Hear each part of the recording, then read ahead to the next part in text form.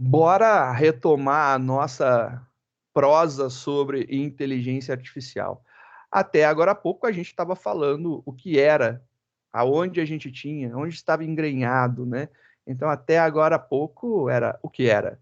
Mas agora, o que não é. E até o momento, eu não sei se você percebeu, mas eu não dei nenhuma definição formal. A gente só está estabelecendo quebra de paradigmas e de conceitos pré-estabelecidos, também conhecidos como preconceitos, né?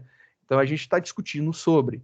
Então vamos falar agora sobre o que não é a inteligência artificial, o que, que ela não é. E aí eu coloquei ali uma frase muito bacana. Antes de continuar, você deve abandonar seus preconceitos, seus conceitos pré-estabelecidos sobre o que você acha que é. Porque até a ideia, e muita gente antes de começar a estudar nessa disciplina, vem com ideias mirabolantes de que inteligências artificiais podem fazer coisas absurdas. Elas poderão no futuro, quando tivermos maior capacidade de processamento, sim, mas agora tem que ir mais devagar. Esquece as realidades de filmes, de jogos, não é realidade. Tem muita coisa que a gente pode trazer que tem algum sentido, mas não são todos os devaneios dessas obras de ficção que podem ser trazidos para a realidade. E aí eu lembro para vocês que a maioria, a grande maioria das pessoas, elas têm uma ideia bem nebulosa, eu acho que sempre foi uma palavra que distingue as pessoas que têm o conhecimento daquelas que não foram iluminadas pelo conhecimento, né, sobre a inteligência artificial. Então, as pessoas muito comuns têm ideias estranhas sobre inteligência artificial. Hoje, se eu falar para você que eu estou te vendendo um carro com inteligência artificial, isso daí é um diferencial positivo. Se eu falasse a mesma coisa alguns anos atrás, sei lá, falasse isso há uns 5, sei lá, 5 anos atrás, talvez você olharia e falaria assim, sei, inteligência artificial, sei, eu não quero essa bosta, não. E é nesse nível. Era um pré-conceito muito grande, porque existia esse estigma sobre a inteligência artificial, né? Então, essa marca que ficou no termo durante muito tempo é, cunhou, né? Eu acho que é bem isso mesmo, cunhou uma dificuldade de aceitação. E isso daí é muito oriundo do cinema, das obras de literatura, ficção, é por conta disso. Aí cria-se um conceito popular, mesmo que ele seja mentiroso, né, enganoso, fictício. Não adianta o produtor do filme colocar que aquele filme é uma obra de ficção científica e que nada daquilo tem a ver com a realidade. As pessoas acreditam e elas tomam aquilo como realidade. Então, esse é um ponto importante. Então, para continuar, ainda sobre o que a inteligência artificial não é. Temos algum tipo de compreensão do termo inteligência. Todo mundo entende um pouco o que é inteligência, né? Então, dessa forma, a gente pode pensar que a inteligência artificial tem a ver com a instalação de algum tipo de inteligência em alguma máquina. E isso daí não é uma verdade, não. Pelo contrário, é um mito. Você não instala uma inteligência em uma máquina. A inteligência é uma coisa, a inteligência artificial não é a simulação da inteligência ou a replicação em meio computacional da inteligência.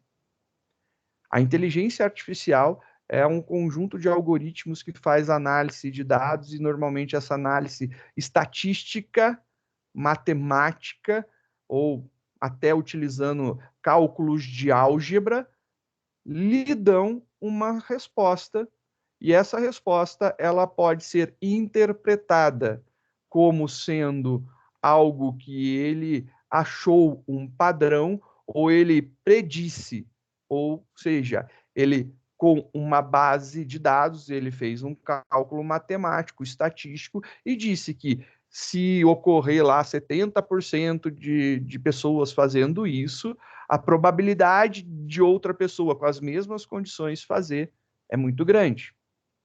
E, obviamente, se a gente continuar nisso daí, nesse papo, aí eu vou falar, eu tenho que ler o nome do candango que criou esse teorema. Cadê? Vamos lá, só para que vocês entendam como que é mesmo. Hume, Hume, Hume. Então, eu vou até colocar aqui para vocês verem esse cara daqui. Hume. Veio do livro O Algoritmo Mestre, só para vocês saberem. E aí, o que, que acontece? Existe o famoso problema da indução de Hume, que vem da ideia do racionalismo versus o empírico, né? O racionalista é aquele que acha que tudo pode ser aprendido mediante ao estudo prévio de alguma ação para que possa ser exercida. O empirista, ele vai falar assim: a gente faz e vê o que acontece, conforme o que for acontecendo, a gente vai entendendo o que está rolando. E são duas vertentes muito grandes, né? São dois pensamentos muito distintos. E aí você pode, por exemplo, imaginar a situação. O exemplo que é dado para identificar esse problema do Hume, que é uma pessoa que induziu Platão e Aristóteles, né? Esses caras daí são pensadores da área racionalista e empírica. E aí o Rumi vem para dizer o seguinte: imagina a situação. Vamos teorizar a nossa disciplina, né? Imagine que até agora eu venha coletando dados e informações sobre os comportamentos e ações dos alunos de todas as outras turmas de inteligência artificial. Então, eu, por exemplo, teve aulas que aconteceram na quarta-feira, assim como a de vocês.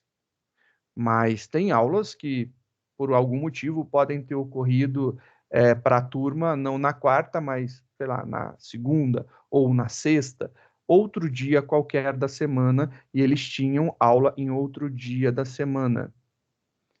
A gente pode ter, por exemplo, a idade média da turma, a gente pode ter a nota média da turma, e aí a gente pode estabelecer uma relação se o dia da semana tem a ver com a nota média da turma ou não. E aí a gente pode inferir mais dados. Só que o que acontece? Será que o dia da semana influencia na aprovação dos alunos? Porque a turma 1 dessa disciplina ocorreu na quarta-feira. Eu tive uma boa aprovação, 80% de alunos aprovados, com média em torno, sei lá, de 8,3.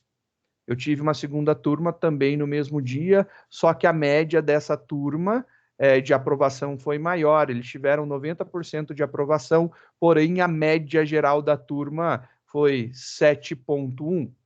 E aí você começa a estabelecer, né, os parâmetros que você teria para cada uma dessas ocorrências da aula. E aí, será que há uma possibilidade de você inferir que se a disciplina ocorrer na quarta-feira e outros fatores quaisquer que a gente possa imaginar, sei lá, a idade média dos alunos estiver na faixa dos 20 anos, a aprovação é em torno de 80%. Será que dá para inferir isso?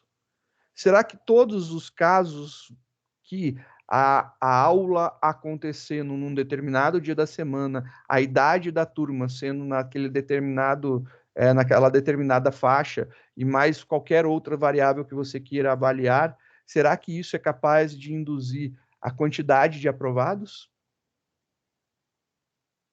E isso daí é o que diz o problema do Rumi, que não é possível você inferir alguma coisa com base no seu entendimento de um padrão. Às vezes você pode identificar um padrão, mas se você não tiver muitas ocorrências disso daí, você não vai ter certeza do padrão. Se você tiver, sei lá, 5 ocorrências da turma, ou 7 ocorrências, sei lá, 3 anos e meio de ocorrência dessa disciplina, será que esse tipo de avaliação consegue predizer a aprovação dos alunos? É bem complicado. A resposta, na minha opinião, é não. Na minha opinião, é não. Porque a gente tem o fator de enviesamento dos dados, tem a capacidade também de ter coincidências, e aí coincidência não quer dizer que seja fato. Se a aula for na quarta, eu aumento a aprovação dos alunos. Então, se for assim, para a disciplina de inteligência artificial, ela não pode sair da quarta-feira, porque senão cairá a aprovação dos alunos. Será? Será que a idade média, junto com isso, influencia? Então, isso daí só pode sair com uma base estatística, você avaliando, fazendo talvez uma análise de conglomerado, também conhecida como análise de cluster, você analisando tudo isso daí, fazendo cálculos matemáticos, calculando ocorrência, e aí sim você pode dizer estatisticamente se há a probabilidade de. Probabilidade de bate muito com a mentirologia, segundo o meu orientador, não sou eu só replico a piadinha que ele faz. A mentirologia ou a meteorologia lá, ela vai dizer que amanhã vai chover. E ela fala, olha, mas tem 50% de chance de chover. E aí você fala assim, olha, eu vou levar um guarda-chuva amanhã para o meu trabalho porque vai chover.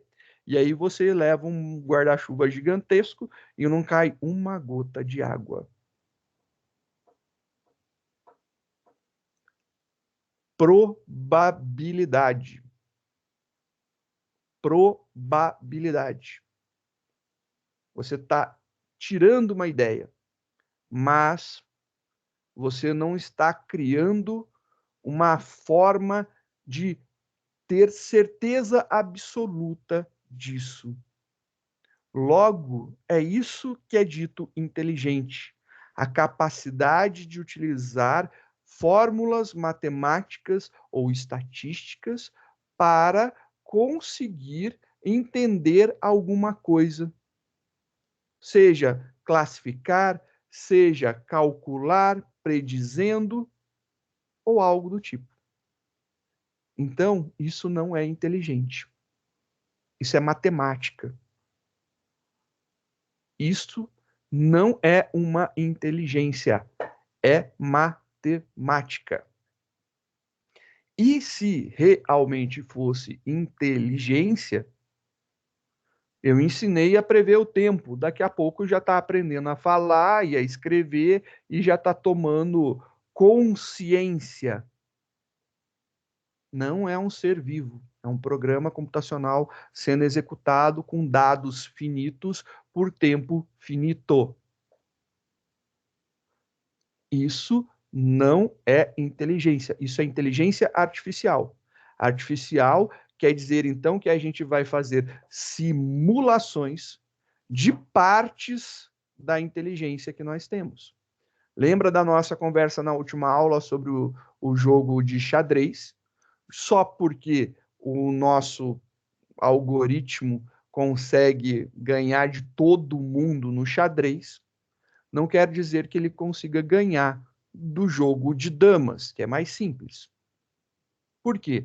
Porque ele só sabe jogar xadrez. Ele não sabe jogar damas. Vamos reduzir o problema. Jogo da velha. Ele pode não conseguir jogar o jogo da velha. Por quê? Ele não sabe jogar. Ele não sabe resolver o jogo da velha. Ele sabe resolver xadrez.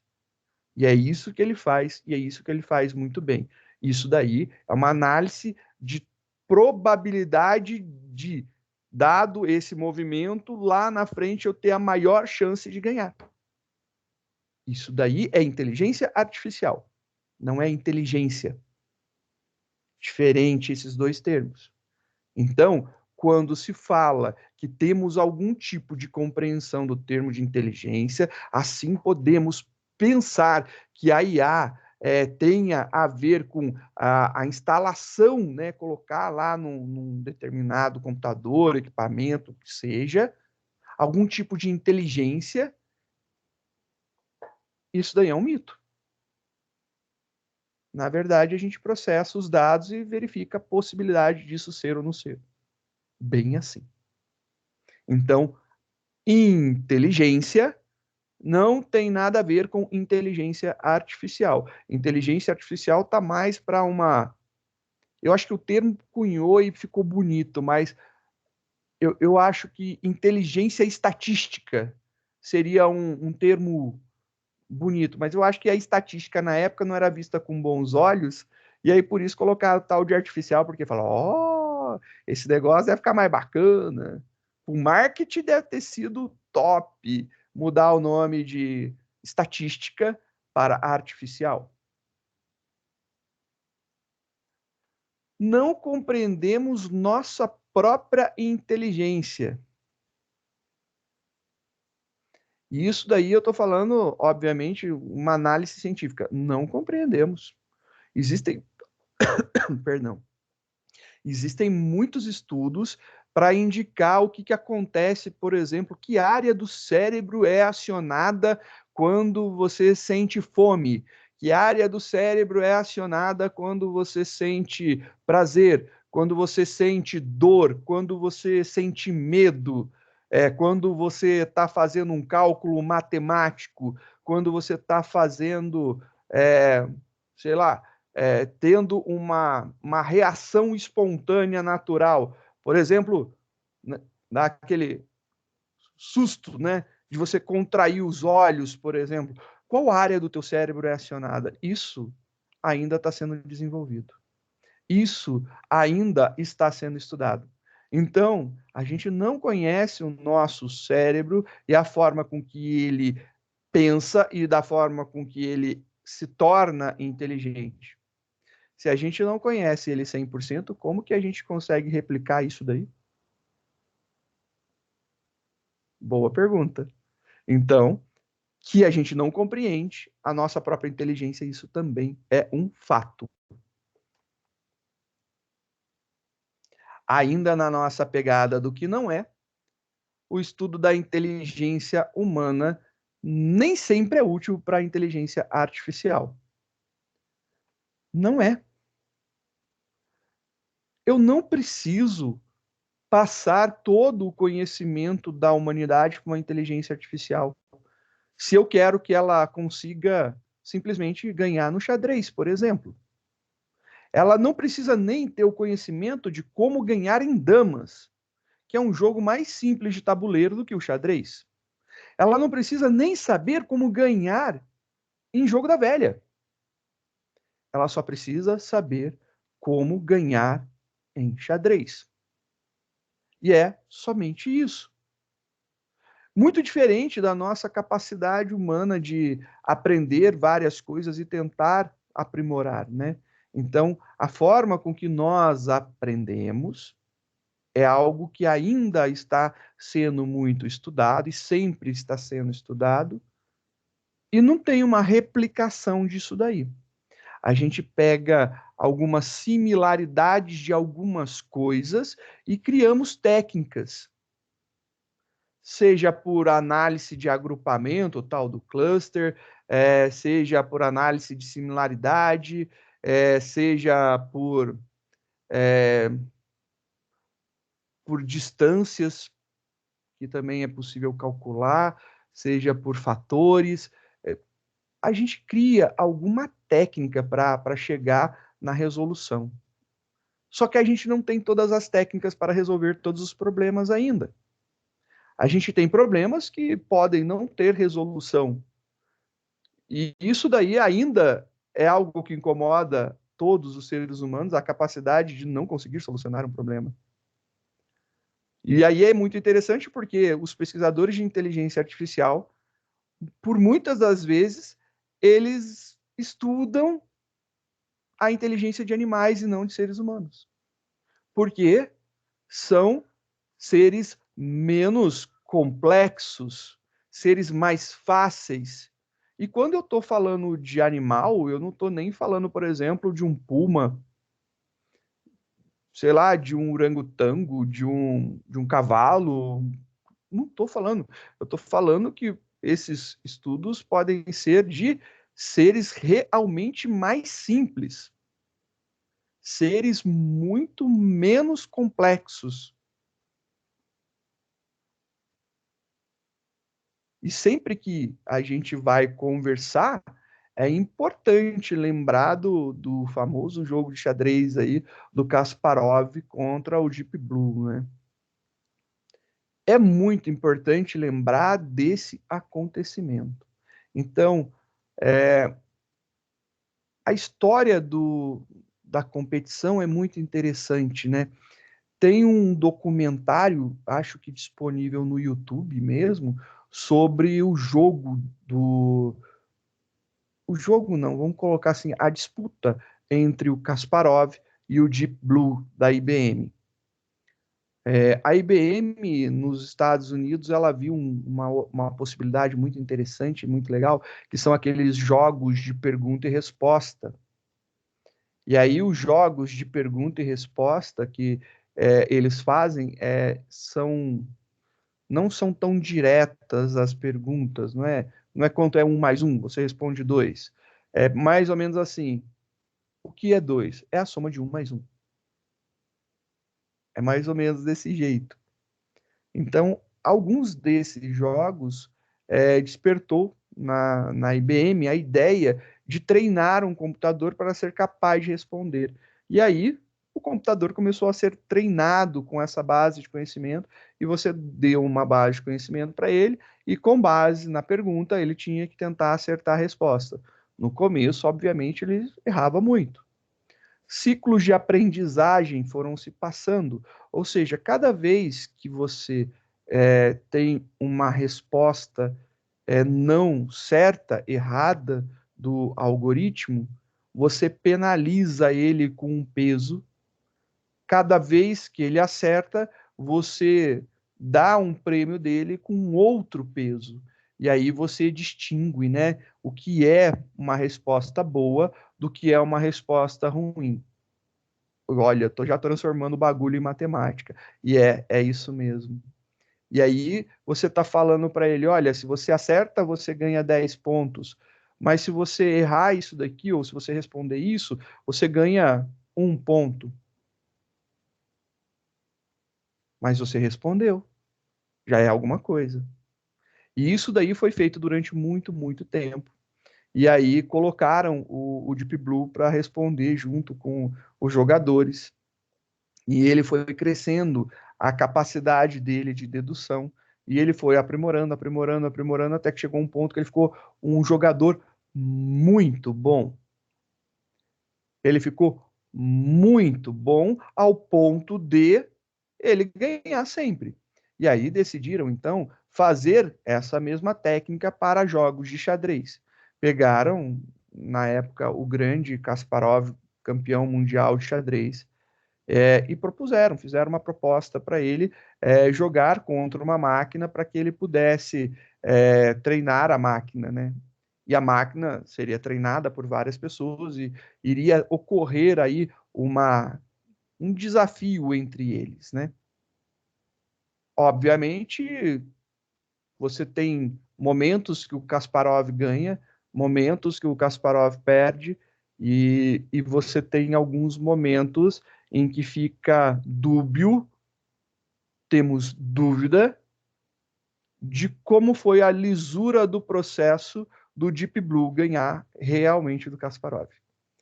Se você ficou interessado em saber essa dubialidade, o que aconteceu, qual que é a dúvida que ficou para saber se realmente a inteligência artificial ganhou, eu recomendo você assistir o documentário.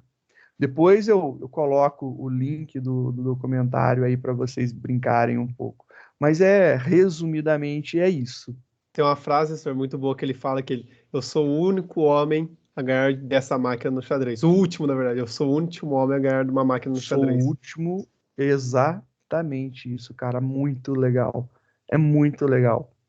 E é muito interessante ouvir essa fala dele. Essa fala dele diz muito, na verdade. Sim. Porque a partir do momento, e a genialidade do Kasparov é uma genialidade grande, porque ele percebeu que a partir do momento que o computador ganhou dele, o computador aprendeu mais do que ele. E cada vez que ele jogava, o computador aprendia mais. Se ele é o melhor do mundo e o computador está aprendendo com ele, daqui a pouco não há quem ganhe dele mais, do computador, né? É isso, é real, porque isso é o aprendizado. E aí eu abro uma aspas que eu acho que vocês devem de lembrar, ou já devem ter ouvido falar, do bot inteligente, eles falam da inteligência artificial que a Microsoft publicou, né? De um bot inteligente que a Microsoft liberou publicamente, e em poucas horas o bot ele se tornou racista, é, virou também nazista e queria destruir a humanidade. Olha que louco. E aí você fala: olha, volta lá, Cristóvão, vou voltar, voltando. E aí você vê isso daqui. E aí você fala: puta merda, o Cristóvão falou tanto que esse bagulho daqui não acontecer. E olha lá, ele dizendo agora que está acontecendo, aconteceu aí um tempo atrás. Nossa, tem alguma coisa errada. Calma. Você lembra que eu falei para você que o Deep Blue ganhou do Kasparov porque ele foi aprendendo? Vamos falar sobre o aprender. O aprender é algo muito fabuloso, né? Como que você estuda? Eu tenho uma formação, sou também formado na nossa FATEC, mas a minha formação de graduação foi na área de gestão, né? Mas eu tive uma especialização técnica na área de redes. Mas a minha formação na área de gestão me propôs várias oportunidades que eu acho que eu não teria.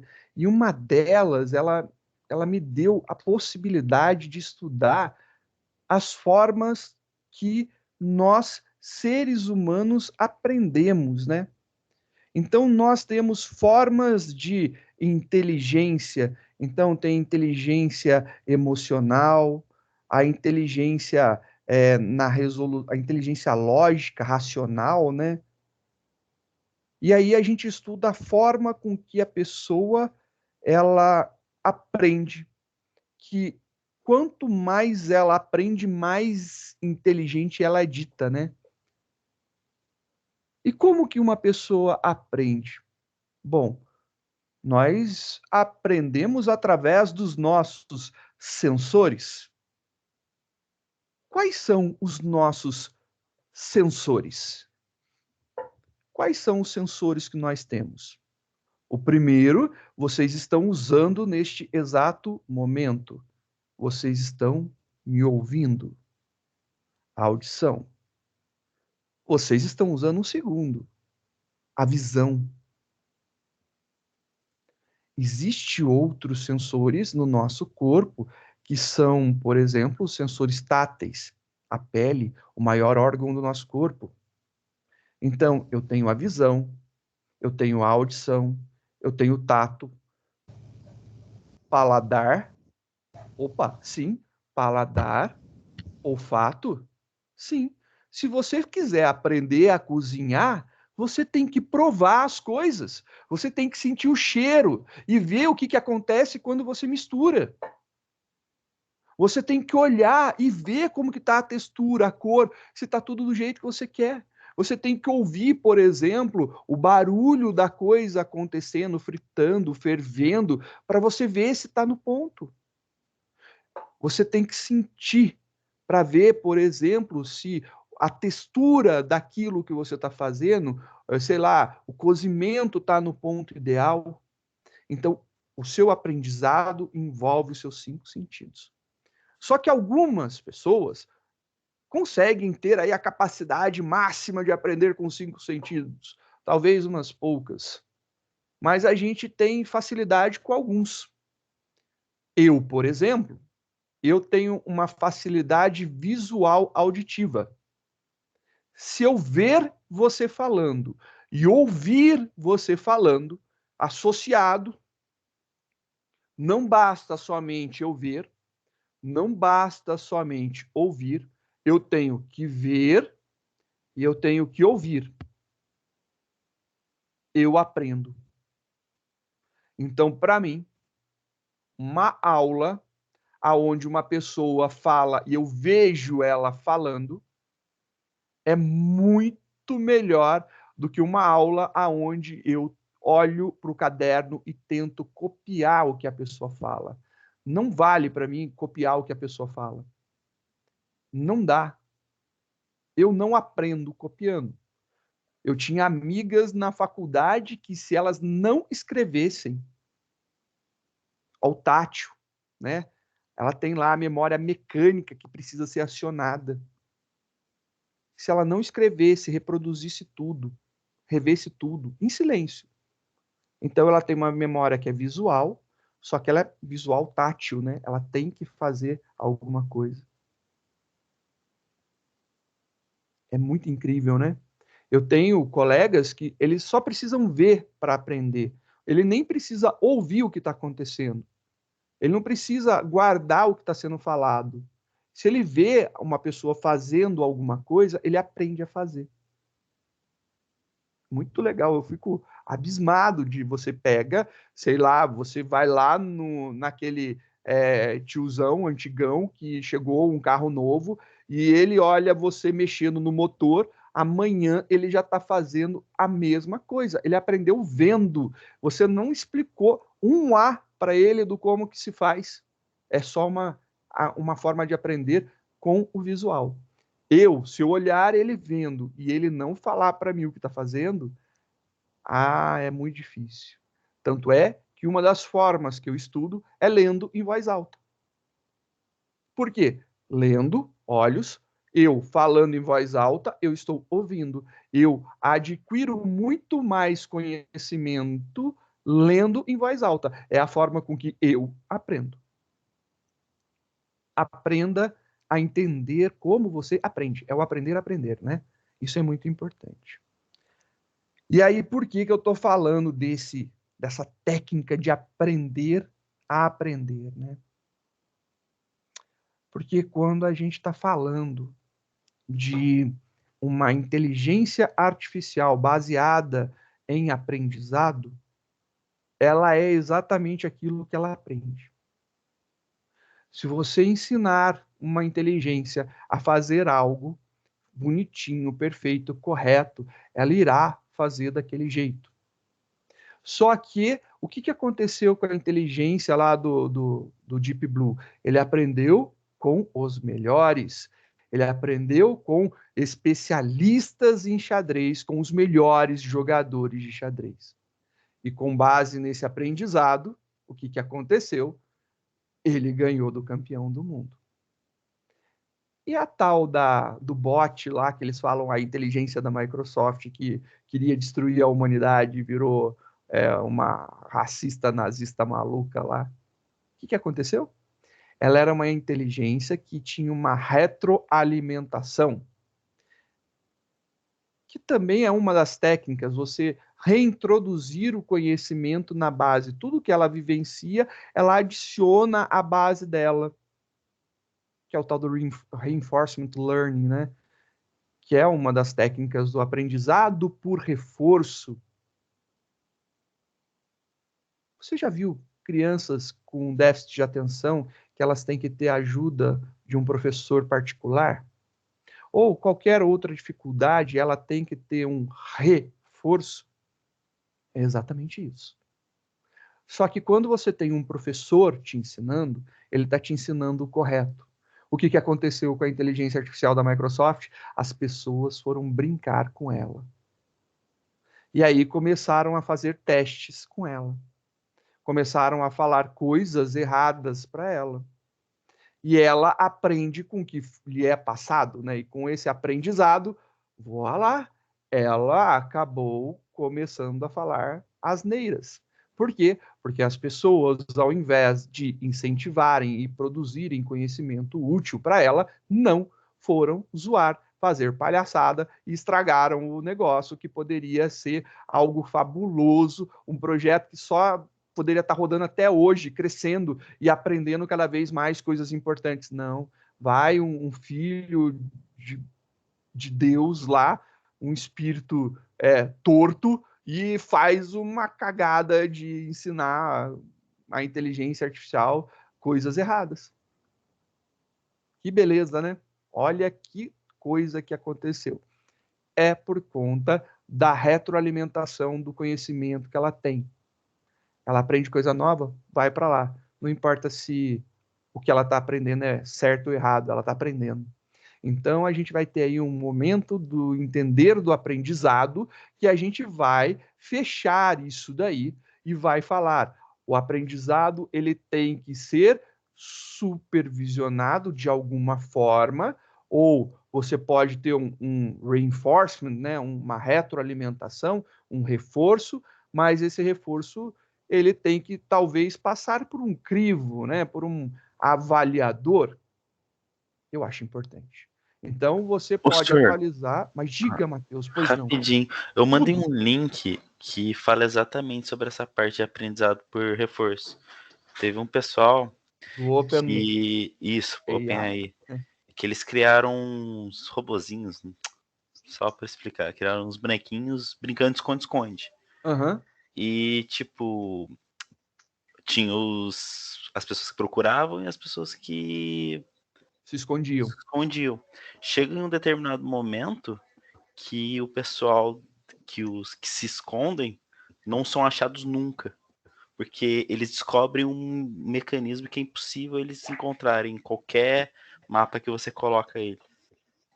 Depois o senhor dá uma olhada que eu não sei explicar certinho, mas eu Com achei muito todo carinho. interessante. Não, demais, demais. É muito legal. Vou ver se eu faço uma filtragem também desses Esse é links legal. que vocês estão mandando e eu vou ver se eu coloco lá na descrição do vídeo também para Acho vocês que tem até poderem um vídeo no acessar. YouTube que fala desse pega-pega. As pessoas que estavam pegando, eles utilizavam até bug do mapa para Isso, pegar os acho, outros. É muito acho que interessante isso. Eles aprenderam a utilizar Maravilha. erros do próprio jogo. Cara, é fabuloso você poder ter algo desse tipo para reaprender, né? Só que, novamente, vocês percebem como o aprendizado é algo que é de suma importância? Assim, sério, deu para perceber que se você ensina, com perdão da palavra, se você ensina bosta para inteligência artificial, ela faz bosta, cara. Mas se você ensina ouro para ela, ela produz ouro para você. É isso. Então, existe um termo muito legal, cunhado há algum tempo, que é, é obter ouro dos dados, né? É literalmente isso. Você tem que trabalhar os seus dados, classificá-los de forma corretamente, trabalhar o que vai retroalimentar.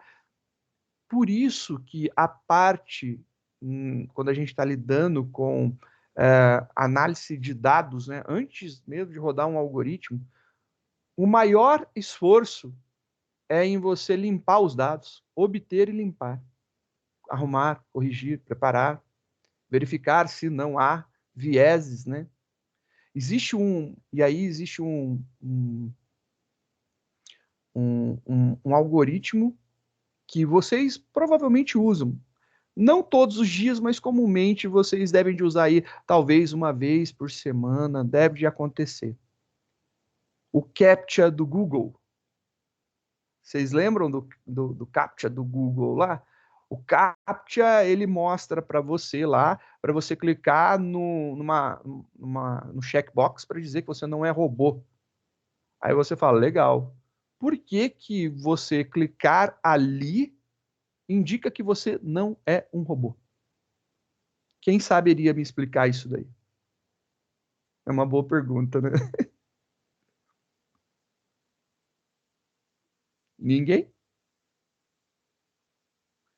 Ninguém sabe por que que só o ato de você clicar numa caixinha consegue identificar que você não é um robô? Porque a caixinha Porque um não tá robô não no- consegue. a caixinha não tá num lugar padrão. Não tem como você ensinar uma IA que aquela caixinha vai estar naquele determinado lugar. E também porque a inteligência artificial às vezes não consegue diferenciar um cara em cima de um cavalo de um cara em cima da moto. Às vezes ele acha que, sei lá, um cara em cima da moto é uma pessoa em cima de uma moto. Ele vê um cara em cima de um cavalo e fala que um cavalo é uma moto, sei lá, algo do tipo. Ele não consegue diferenciar pequenos detalhes assim que a gente consegue. Para ela aprender algo tão simples assim é muito difícil. Alguém já clicou nela sem o mouse? Nossa, aí você quebrou minhas pernas também. Nossa, bagulho tão simples. Alguém já clicou naquela caixinha sem o mouse?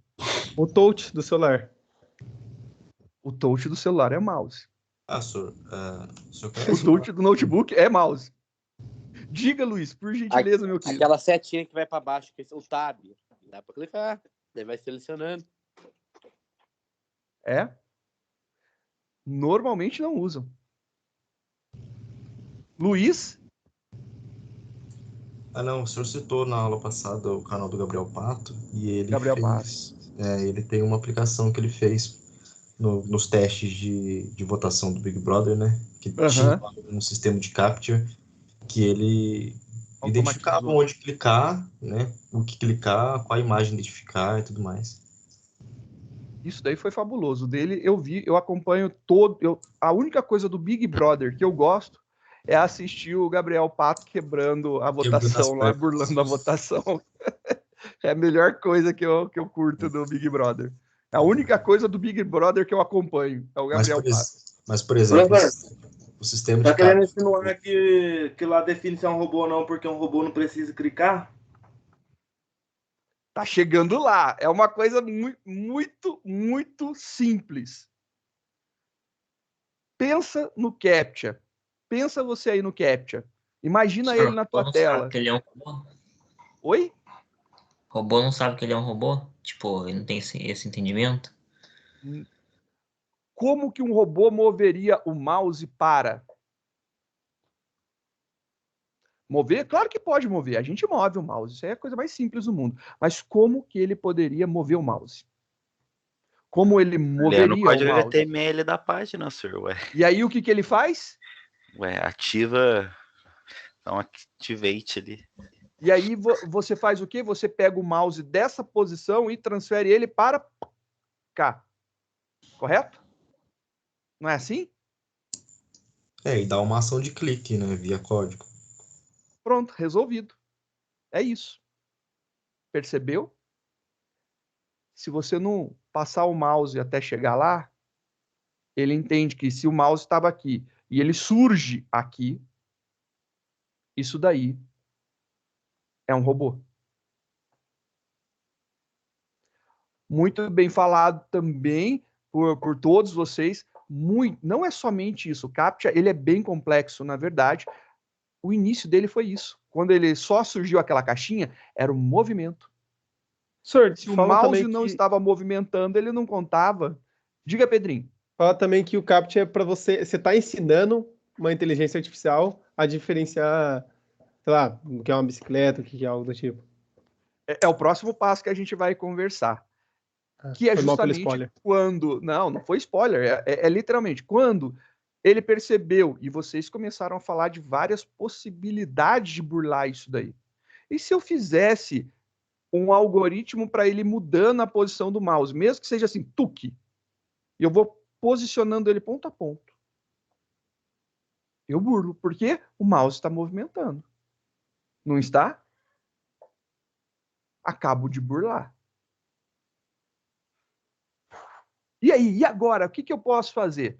Bom, o CAPTCHA veio com a ideia de que eu teria que fazer a diferenciação de um ser humano de um processo automatizado. E se eu colocar agora letras embaralhadas, com traços que somente seres humanos poderiam ver? Perfeito. Só que aí vem o fator da ampliação da capacidade do reconhecimento de caractere. O OCR, o Optical Character Recognition, né? Cara, você tinha uma imagem, ela tinha um código, você colocava. Ah, beleza, eu vou colocar agora para fazer uma fórmula matemática. Quanto que é 1 mais 1? E aí eu colocava lá, só que dentro de uma imagem. Aí ele começou a ler os símbolos e resolver e colocar. E aí, o Google teve uma fabulosa ideia, como o Pedro bem falou. E se eu pegar o meu processamento de imagens, e aí a discussão é exatamente tudo que você falou, as confusões que podem acontecer, os meus processamentos de identificação de imagens, já que eu tenho um carro que fica rodando o mundo, capturando imagens 360 de tudo para fazer o Street View, eu tenho imagens até dizer chega. E se eu começar a identificar as coisas dessas imagens que eu tenho, se eu começar a processar isso daí, o que é placa, o que é faixa de pedestre, o que é sinal, o que é casa, o que é barco, o que é escola, o que é bicicleta, o que é isso, o que é aquilo, e aí eu coloco. E aí, quando o meu algoritmo não identifica 100%, ele não consegue acertar, eu coloco para ser treinado. E aí, como que eu vou treinar uma inteligência artificial? Boto para o ser humano treinar. Eu vou contratar um monte de gente? Não, vou disponibilizar um serviço de graça, todo mundo vai querer, que vai evitar um monte de problema e assim seremos remunerados. Nós treinamos as inteligências artificiais quando respondemos corretamente o CAPTCHA. Que lindo, né? Muito legal. E isso daí é importante, importantíssimo, porque a pessoa não pode errar. Se ela errar, ela não consegue passar. Tanto é que às vezes você erra e ele te fala para analisar uma outra imagem. Segundo a predição dele, era para ser essa. Você disse coisa diferente, isso aqui vai para análise. O cara respondeu isso daqui, a minha imagem acha que é isso aqui vai para análise, vamos mostrar uma outra imagem para confirmar. Se o que eu respondo é o que ele prediz, beleza, estamos acertando. Show, né? Estou treinando e estou validando as minhas predições com o CAPTCHA do Google. Ó, que lindo. Somos treinadores de inteligências artificiais aí. Somos. E não ganhamos nada por isso. Não ganhamos. Bem-vindo à minha realidade. Agora você também está triste, que nem eu, porque eu estou ajudando o Google e o Google não me pagou por conta disso daí. E sim, acontece isso. Então, é muito interessante a gente ver que são feitas várias soluções para a gente treinar as inteligências artificiais nas coisas que ela sozinha não é capaz de distinguir, determinar. CAPTCHA é uma coisa. Então, quando você for implementar o CAPTCHA na tua aplicação, pensa aí o que você está fazendo, na verdade, por debaixo dos panos é muito maior do que simplesmente usar o validador do Google. É bem interessante. É muito interessante, envolve muita técnica e muita coisa de altíssimo nível de tecnologia e o top da parte de reconhecimento de imagens, no caso específico da inteligência artificial, né? Então a gente está aí trabalhando com inteligência artificial na hora que coloca aquela caixinha do CAPTCHA lá. Simples. Simplesmente para a pessoa marcar, para não passar em branco, para não automatizar os processos, para deixar um ser humano acessar. Olha que louco, né? Bacana, eu curto, eu viajo nisso. E aproveitando a nossa fala sobre o jogo de xadrez, também no YouTube tem o do AlphaGo. Também depois eu disponibilizo os links para vocês. O AlphaGo é a inteligência artificial que ganhou do jogador de Go. Go é um jogo muito maluco, com umas pedrinhas branca e preta lá, que aí os carinha vão colocando uma do lado da outra, e a ideia é cercar o cara e não deixar ele crescer. Muito zoado aquele bagulho na minha cabeça, é muito difícil. Então, assim, o que xadrez era difícil, o AlphaGo é muito mais. Ele bota o xadrez em nível de complexidade no bolso, cara. O AlphaGo tem infinitas possibilidades de jogadas, e isso daí é o grande problema dele para um sistema informatizado. Então, segunda recomendação do dia é assistir o documentário do AlphaGo. Cara, o do Kasparov, você fica com raiva da IBM. Não estou zoando, não. Assista porque você ficará com raiva da IBM se você não assistiu. Do AlphaGo, você fica desesperado pelo pobre do campeão de Go. Cara, você fica desesperado pela equipe que construiu o AlphaGo e pelo jogador de Go. É antagônico, você não sabe se você torce pelo ser humano ou se você torce pela equipe de desenvolvimento do software de inteligência artificial. É uma coisa muito emocionante. E assim, causa um furor em você. Você fica estressado junto com eles, você fica feliz junto com eles, você fica decepcionado. Então, é um documentário muito bem feito. Eu recomendo.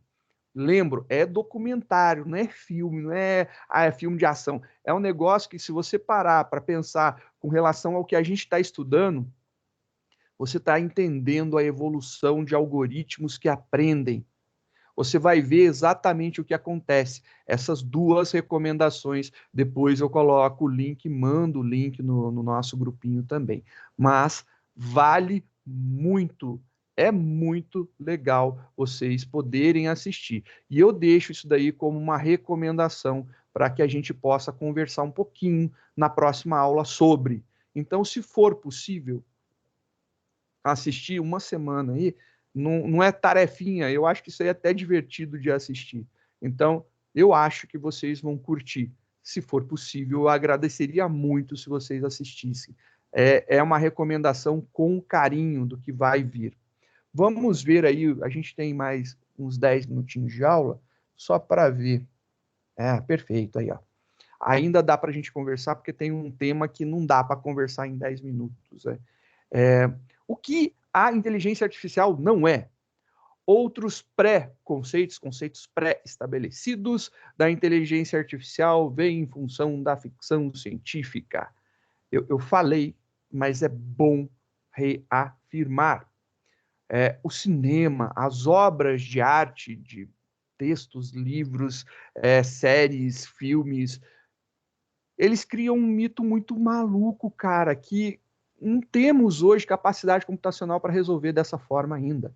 Não é nada absurdo.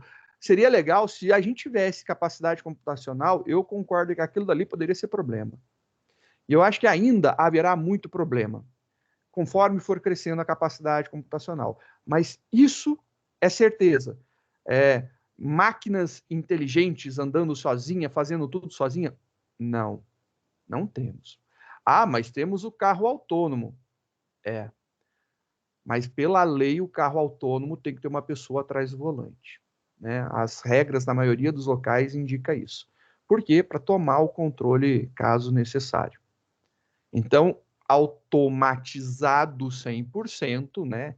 E realmente máquina que pensa, e lembre-se, inteligente é diferente de inteligência artificial, inteligência é diferente de inteligência artificial. Então, máquinas inteligentes, esquece.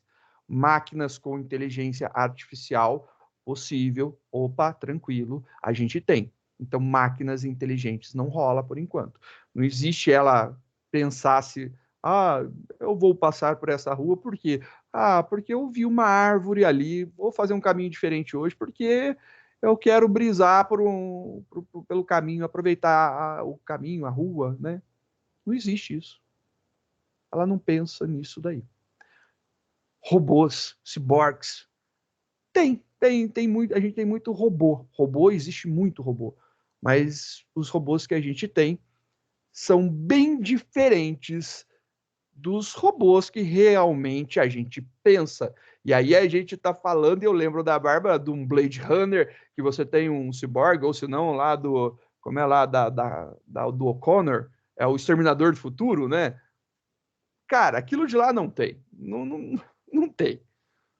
Daquele nível não tem. Ciborgue, você está imaginando ciborgue lá da Liga da Justiça? Cara, a gente não tem a caixa materna para fazer aquele ciborgue, então esquece, não rola. A gente tem hoje algumas iniciativas de colocar algumas coisas no corpo humano para monitoramento, controle, mas né, a gente tem algumas próteses que demoram muito tempo para a pessoa conseguir controlar a mecânica dela, o movimento dela pela indução da movimentação para o músculo, né, pelos impulsos elétricos, ainda demora muito.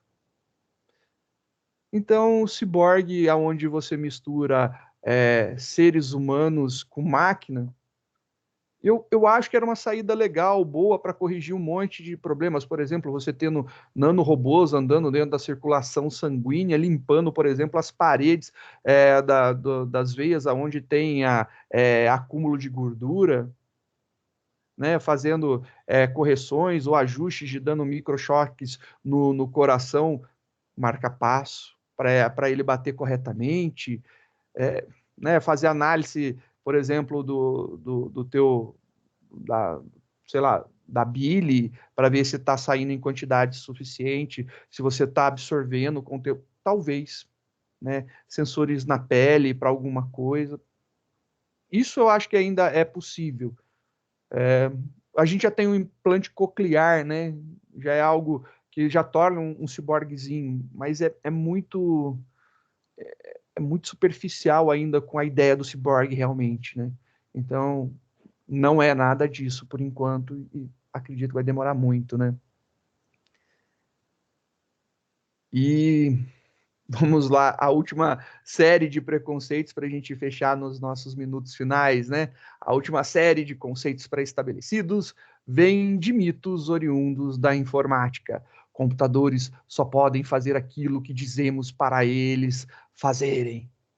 Essa afirmação é, em parte, verdade. O computador faz aquilo que você manda e nós, como programadores, sabemos que isso é verdade, mesmo julgando que, algumas vezes, eles se comportam de forma que você não mandou se comportar.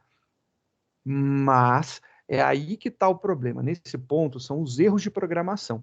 São coisas que não foram previstas, são falhas, né, no monte de coisas que estão acontecendo. Então, essa ideia, né, que a gente traz, que os computadores só farão aquilo que a gente manda, é em parte verdade. Só que você tem que lembrar que a gente pode fazer com que ele infira em algo, que ele prediga algo e, com base na resposta, ele tome uma ação. E aí ele vai fazer algo e, dependendo da técnica que a gente usa, por exemplo, se a gente utilizar uma rede neural, que cria-se uma caixa preta no caminho entre a entrada e a saída, você não sabe o que acontece ali no meio, realmente ele vai fazer alguma coisa que a gente não saberá. E aí não vai fazer, talvez não faça aquilo que a gente espera. por um erro na retroalimentação, alguma coisa, mas ainda está dentro do contexto, né? E aí, para fechar, mas se essa afirmação for entendida, lida como tudo o que os computadores fazem é seguir instruções explícitas, isso daí está totalmente errado. Por quê? Porque a gente pode fazer ele, né, inferir alguma coisa, deduzir, predizer alguma coisa e, com base nisso, tomar uma decisão, mesmo que você não esteja ciente dessa decisão que ele está tomando. Fazer alguma ação por debaixo dos panos, por exemplo, acortando, organizando os arquivos que você mais acessa para ficar mais rápido o acesso a esses arquivos. Show, muito bacana. Então, essa é uma ideia. Só para deixar o gostinho, a gente já viu que vai ser. A gente vai continuar falando e, para quem tiver interesse também, a gente vai começar a falar sobre o pai da computação, o pai da informática, da inteligência artificial na próxima aula. Fica aí para vocês o gostinho dessa conversa. Então, crianças, beijo no coração de vocês, viu? Ótima semana para vocês. Tudo de bom.